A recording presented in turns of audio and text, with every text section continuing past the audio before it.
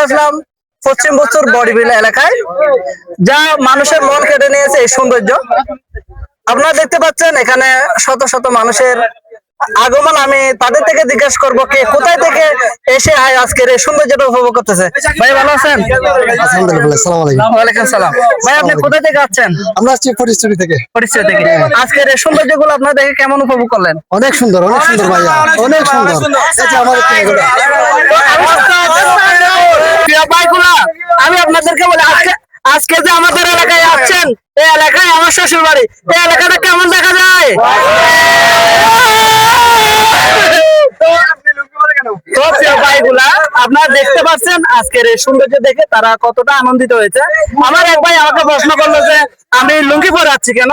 ভাই এই গরমের মধ্যে আমি ফ্যান পরতে তেমন কেমন কেমন লাগে আপনারা পশ্চিমে আপনারা জানেন, সেই জন্য আমি লুঙ্গি পরে আছি যাতে খোলামেলা একদম হাঁটাচলা করতে পারি।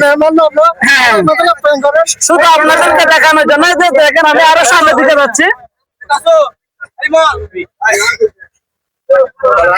আরেকটা জিনিস আপনাদেরকে না দেখাইলে আপনারা হয়তো বিশ্বাস করবেন না।